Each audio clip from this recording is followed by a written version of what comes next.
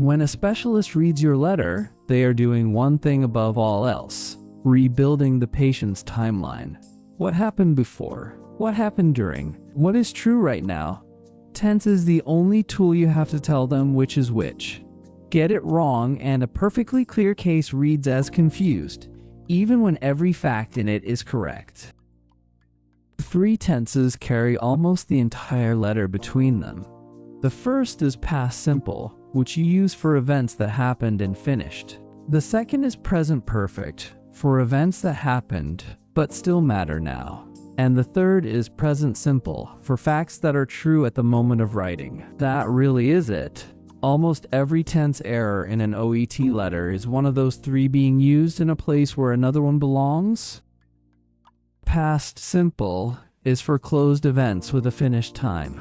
She was admitted on the 3rd of August. Her blood pressure on admission was 160/100. He underwent surgery on Tuesday.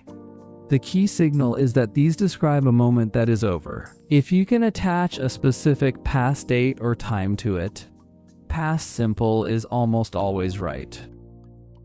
Present perfect is the one candidates underuse, and it is the one that makes a letter sound genuinely clinical. It describes something that happened at an unspecified point, and whose result is still relevant now. Her blood pressure has since stabilized. He has completed the course of antibiotics. She has been compliant with her medication.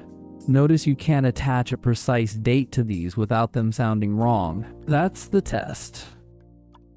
Present simple is for what is true as you write. She has a history of chronic obstructive pulmonary disease. He lives alone in a first-floor flat. She is currently mobilizing with a frame. Standing conditions, social circumstances, and current status all sit here. And note that a history of something is present simple, because she has that history now, even though the events in it are past. Here's the error in the wild. Mr. Al-Farsi was admitted last month. His blood pressure was 160/100. He is recovering well. Read as a timeline that's broken. Was his blood pressure high on admission, or is it still high? The reader can't tell, and that ambiguity is clinically significant. Now watch the corrected version separate the 3 phases properly.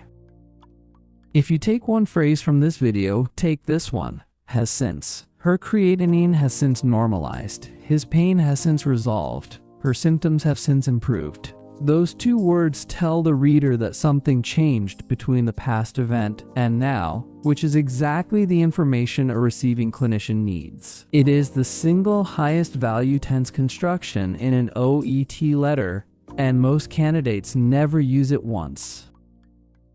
This one costs you twice. Obviously, it hits language because tense is grammar, but it also hits conciseness and clarity, because a reader who cannot reconstruct the timeline has to work harder to understand a case that should have been effortless. That's the definition of a clarity problem, and it's why tense errors weigh more than their size suggests.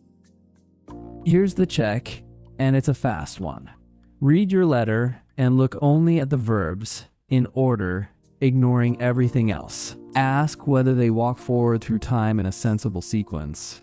Admission, then progress, then current status. If your verbs jump from present back to past and forward again with no signal, your reader is doing that same jumping. Fix the sequence, and the letter reads clinically without changing a single fact.